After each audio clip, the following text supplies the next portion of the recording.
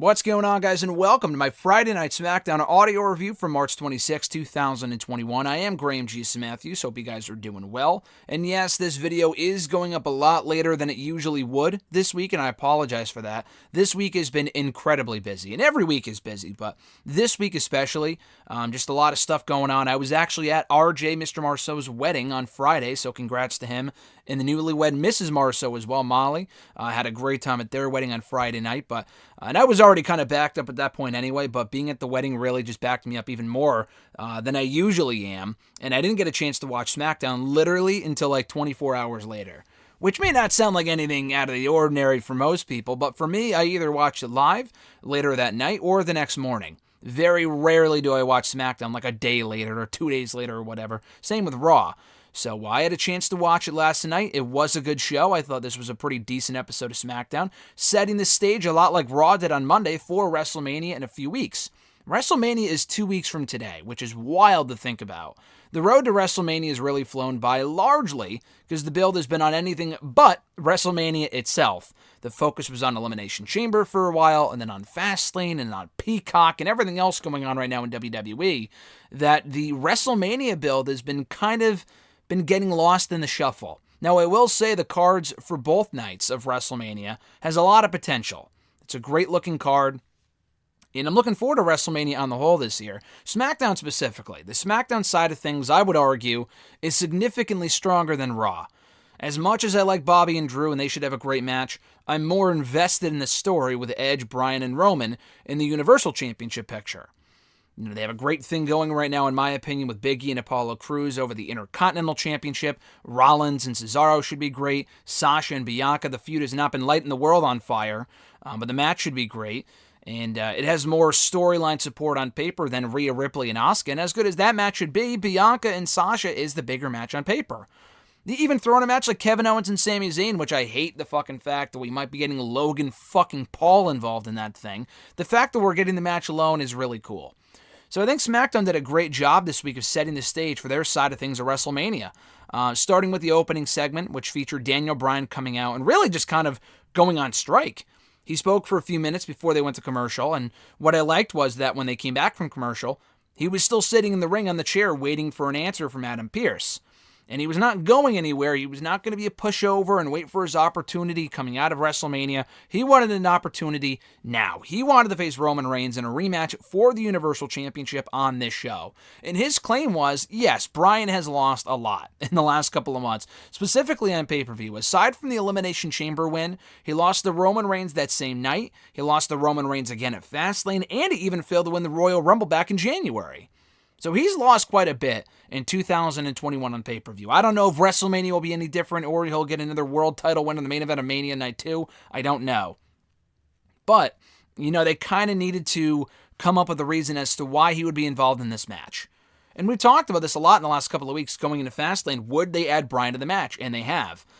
Giving Bryan the belt before Mania would have been a mistake. They needed to come up with a way to make Bryan look good in defeat. And as credible as he is, they needed to find a way to protect him on Sunday, so it made sense for him to be involved at WrestleMania. Kind of the same thing with Big E and Crews. They had a six-man tag team match on the show. I'll mention this real quickly.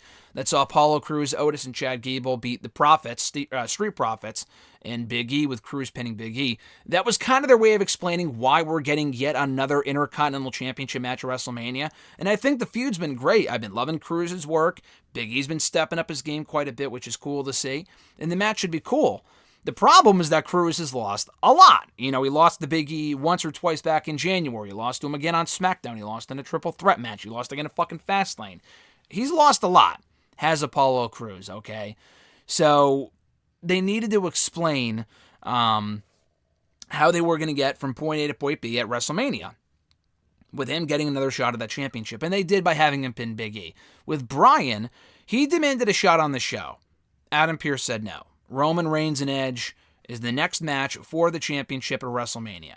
And then he said, why don't you just have Roman and Edge at WrestleMania, and then I come out right afterward and get the next shot, a la Elimination Chamber. And Adam Pearce said, oh, absolutely not. And Bryan brought up how that's a double standard and how hypocritical it is for Roman Reigns to be allowed to go out there and do that exact same thing at Elimination Chamber. So why can he do it but not Daniel Bryan? So Bryan then suggested, what if I get the shot on night 2? What if you do Roman and Edge on night 1, and then me face the winner on night 2, which is what some people have proposed, and I really like that idea. The problem, though, with that is that it would really stack the card. Like, you get 2 Universal title matches, but what, 1 WWE title match? You know what I mean? So I think just kind of relegating it to one night makes more sense. Like with the TakeOver stuff, they're kind of doing that with NXT right now, where the winner of the Gauntlet Eliminator, I think it is, will earn a shot at the North American Championship on night 2. I like that, because that's not 2 title matches. You know what I mean? It's one title match, but someone's going to be wrestling twice. So I don't really mind that too much. And yeah, you could have done like what they did with the Yokozuna at WrestleMania 10 by having him defend the title twice against Edge and Bryan. But I think a triple threat is just a lot easier. It's cleaner.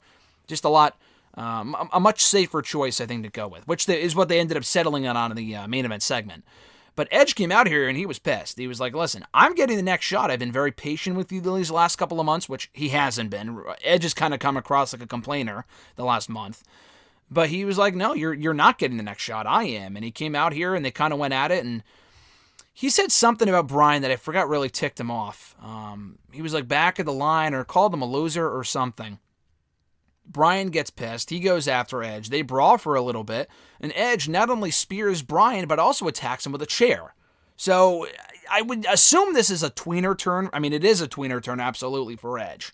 Whether he's a full-fledged heel or not, I'm not sure. Because he attacked Roman Reigns as well, and not that he would align with Roman Reigns. They've been feuding for 2 months now. They've been at odds for months. I don't know. I'm not really sure what Edge is supposed to be. I guess of the two, he's more of a heel than he is a face. So if he's not a tweener, he's more of a heel. But either way, he's getting more of an edge, no pun intended, to his character. And I like it. I think babyface Edge and Roman Reigns was fine. I honestly was looking forward to the match as it was. But I have no problem with him adding Daniel Bryan. I think he adds another layer to the match and makes it more unpredictable. You can have Roman lose the championship without being pinned. There's a lot more possibilities there, I think, with Edge being a heel, and you can have him and Bryan feud coming out of WrestleMania. There's a lot of stuff you can do with this. So I thought this was a very well-done segment that was a great hook for the rest of the show. What would Adam Pearce, what conclusion would he come to in regards to the Universal Championship at WrestleMania? We had a rematch from Fastlane on the show with Seth Rollins beating Shinsuke Nakamura. Another pretty good match. Not the level of instant classic that you probably would have hoped for 5 years ago. I think that's more so due to Nakamura just for whatever reason. I know he can go in there and have a great match, whether it's just due to lack of time or the creative or he himself is content with not just pushing the limit the same way that he would have 5, 6, 7 years ago. I don't know. But this, as a television match, it was no better or worse than the Fastlane encounter. It was just pretty good. But Rollins wins again, and then before he can attack Nakamura afterward, out comes Cesaro, making his return to SmackDown for the first time in a few weeks, going right after Rollins. And then Rollins was so hot and bothered by this afterward that backstage, he threw out the challenge to Cesaro, to which Cesaro accepted immediately afterwards, following his Cesaro swing to Rollins backstage, which made for a great visual. I saw Cesaro posting that GIF all over Twitter on Saturday. I hadn't even watched SmackDown yet, but I saw that GIF and I'm like, oh, that's pretty fucking cool. So we are getting Rollins and Cesaro one-on-one at WrestleMania, and I say, hallelujah. That's great news. Rollins always delivers at WrestleMania. Cesaro has never had a singles match at WrestleMania. Now, I don't fucking count him and Drew Gulak from Night 1 kickoff show last year. I'm talking on the main card, a meaningful match. And this is it. And I really hope he goes over, because you can really set him up for a Universal Championship match coming out of that show if you want him to, if Roman Reigns retains, or it's even Edge's champion, or even Bryan. Honestly, any one of those three guys, Cesaro can challenge and it would make sense. Him and Roman have always had amazing chemistry. Him and Roman would be a very fun match for that championship. That's what my money is on, the match being coming out of the pay-per-view, is Roman and Cesaro for the Universal Championship. And Cesaro probably wouldn't win, and that's fine, but it would still be a very fun feud/match. Then you have Daniel Bryan. Cesaro has beaten Daniel Bryan clean twice in 2021 on SmackDown. So he already has a kind of claim to fame there to be facing Bryan, and Bryan would probably beat him. But I think that'd be pretty cool. And then with Edge, there's no real history there, I don't think, between Edge and Cesaro, but it would still be a damn good match. And Edge is already a heel anyway, so you can make a case for any one of those matches happening. But either way, going back to Rollins and Cesaro, I've enjoyed the feud. The match should be great. And it's very cool to see the single spotlight on Cesaro for essentially the first time in his career. No strings attached, no Paul Heyman, no Zeb Coulter, none of this other bullshit, no tag teams. Just Cesaro on his own, getting the spotlight, and he's fucking killing it, which is cool to see. I already mentioned the six-man tag team match with Cruz, Otis, and Gable beating Big E and the Profits. Fun match. I thought Gable, honestly, was the best part about it. His suplex counters were killer. He looked great out there, and it's a shame they'll probably never do anything of note with the guy, but, he still had a good showing here. And again, Cruz pinning Big E set the stage for Cruz and Big E for the Intercontinental Championship at WrestleMania, and I would hope the match gets some sort of a stipulation. They've had a number of matches by this point. I was surprised the Fastlane match didn't have a stipulation. They didn't add one here, but they do have one more SmackDown, or two? Two? I don't remember. Two more SmackDowns next week, and then, because today, the 26th, and then, I think it's two more SmackDowns before Mania, so they can always add one in the next few weeks. They had Sami Zayn on the Kevin Owens show with Kevin Owens himself, where Kevin Owens threw down the challenge, being bothered by Sami Zayn for all these weeks now, a challenge for a one-on-one match at WrestleMania 37, and I'm very glad they're doing this match. When they were teasing tension with Sami and Corbin and all this other bullshit, it made me worried, are we getting a multi-man match for the Intercontinental Championship at WrestleMania? Thank God that is not the case. Instead, it's Owens and Zayn one-on-one. What you do with Corbin, I have no idea, and I don't really care. Zayn and Corbin, or rather Zayn and Owens, is the Mania match. It should have been one-on-one 5 years ago for the Intercontinental Championship at WrestleMania 32. They made that a multi-man affair. And listen, it was a great ladder match, but it really should have been Owens and Zayn one-on-one for that championship. So at any rate, this should be great. My only issue with this was a good segment, is the involvement of Logan fucking Paul. Now, not everyone knows who this clown is, and that's fine, and I'm sure I saw him apologize recently and reflect on his actions from, 3-4 years ago at this point? It was a while ago. It was probably 2018 was when it happened. Although it might have been it was 2018 for sure. I remember when that whole thing went down. It was very embarrassing. The guy's a clown. Obviously, he has millions upon millions of followers and subscribers and stuff like that. I could not bring myself to care. Now, I know I said the same thing about Bad Bunny when he was first brought in. He was a genuine fan. Whether Logan is or not, I don't know. But the guy's just a douchebag. By all accounts, the guy's just a douche. Bad Bunny, I don't get that same feel from whatsoever. He seems like he enjoys himself. He's a good guy. He's in there to do something cool. Logan Paul probably is in wrestling, and thank God for that. But any involvement from this clown at all, I don't think is great press for WWE. Bad Bunny's all over the place right now. You hear Bad Bunny competing at WrestleMania. For those that know the guy, whether they would watch WrestleMania for him or not, I don't know.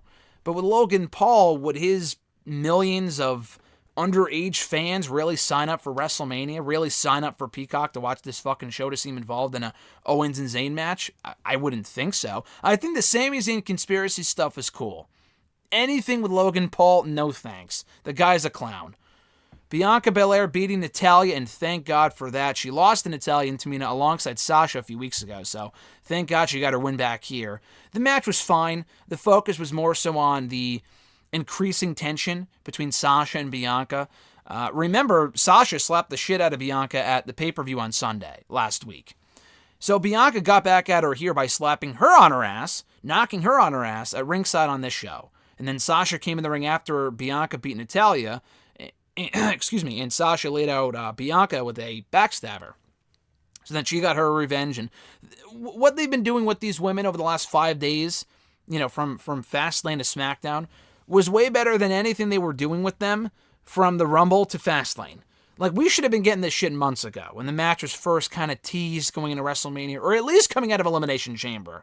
The fact they wasted so much time on Bianca and Sasha as partners and not as rivals, it's time that we won't get back, but at least they're making the most of it now, and I thought what they did with these women on the show was well done, the best thing I've seen from them in weeks, and I thought Bianca's pre-match promo was also great too, one of her better promos on the main roster, kind of explaining what the EST is all about. That is what we need more of. None of this Nia Jax, Shayna Baszler bullshit with Reginald. Who gives a fuck? Who cares? The fact that Reginald's even able to appear on Raw, who cares? Honestly, we won't even spend any more time on that. We did get Rey Mysterio versus Dolph Ziggler one-on-one on the show. It's clear to me they don't know what they're doing with the tag team division on SmackDown. They have some good teams. Profits, Otis and Gable, Mysterio and Ziggler, and, Rude and Dominic and all these other tag teams. They have the Usos, but they're not ready to go yet, it doesn't seem. I don't know when Jimmy's coming back. At this point, I would assume after WrestleMania, but at any rate. This was a good match. It reminded me of the matches these two had back in, 12 years ago.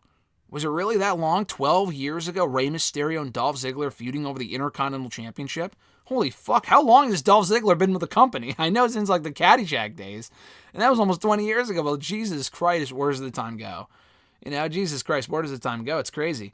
But this was a good match. Rey Mysterio did win, beating a champion in non-title action in typical WWE fashion. But it wasn't, the Mysterio father and son duo beating Ziggler and Rude. It was just a singles match. So maybe we get Robert Roode and Dominic next week. Who knows? My guess is still that it ends up being a multi-man match at Mania. I would love to see Rude and Ziggler versus the Mysterio straight up. But they're still very much featuring the Profits, and I love the Profits, and Otis and Gable as a tag team just do nothing for me, but it looks like, if I had to take a guess, it will be a fatal 4-way tag team title match at WrestleMania. That's my guess. And I already kind of mentioned the ending segment of the show that saw Adam Pearce announce the triple threat match for WrestleMania for the Universal Championship, with Roman Reigns defending against both Edge and Daniel Bryan. So that wasn't just it, though. They announced the match, and then all these guys went berserk. Edge just went nuts. I mean, they all kind of brawled with each other. Roman and Bryan were going at it for a while. Edge went off the deep end completely. He laid out Roman with a spear. He speared Jey Uso. He speared Daniel Bryan and attacked them both with chairs. So this makes me think that Edge is more of a heel than he is a tweener. Yeah, he's attacking fellow heels, but for good reason for doing so. But it's not like he just speared Bryan, like, oh yeah, they're just feuding baby faces. No, he went out of his way to beat the shit out of this guy. So I thought Edge here looked great, and he was doing some really, really good promos when he first came back 2 months ago. That babyface fire just kind of disappeared for whatever reason coming out of the Rumble. I mean, honestly, having Bryan in there makes the match better. I would have been completely fine with Roman and Edge one-on-one. I was looking forward to that initially, and I still am. It's just that what they've done with Edge since he's come back hasn't been bad, but it also hasn't been amazing. And I know the whole reason and report as to why Bryan is even in the match, and apparently according to Vince, per PW Insider or some shit, according to Vince, Edge is looking quote-unquote too old. And, he's the guy's 47 years old. He doesn't wrestle regularly. He looked fine in the Rumble. He looked fine in the Backlash match last year. They went fucking 45 minutes. So the idea that he's not looking good for a 10-minute match is ridiculous. It's ridiculous. The guy's not out there like it's 2005, but he can still go in there and have a great match. The Randy Orton match at WrestleMania last year was boring as shit, so why he thought this was an indicator, the Jey Uso match on SmackDown a few weeks ago, was an indicator of how old he looks currently, and not that match from a year ago, I have no idea, honestly. But again, I thought this was a very good segment, and I'm really looking forward to that triple threat at WrestleMania. So we are getting Sami Zayn's big documentary reveal next week on SmackDown. Logan Paul was invited to the show. Who cares? The Zayn and Owen stuff has been good. They made a lot of matches official for Mania on the show, as they should have, considering their biggest pay-per-view of the year is coming up in, 2 weeks? 2 weeks from today. Or 2 weeks from yesterday, technically, with it being a 2-night show this year. But yeah, they set up Zayn and Owens. They set up Cesaro and Rollins. They set up Big E and Apollo Crews. And they added Daniel Bryan to the main event of WrestleMania. So, all things considered, this was a pretty effective show. Not a great show, not like one match that stood out. But, we had a lot of good quality action and no filler shit, honestly. I thought this was a very good SmackDown. The Universal title stuff was great throughout the show. Rollins and Nakamura was fun while it lasted. Not great, but it was good. It was solid. The Cesaro swing in the back was a fun moment. The 6-man tag team match was well wrestled with a great showing from Chad Gable. Bianca and Natalya was fine, and even Mysterio and Dolph was pretty good too. So I thought this was a really good show by recent SmackDown standards, and I hope they can kind of keep this momentum up as WrestleMania fast approaches.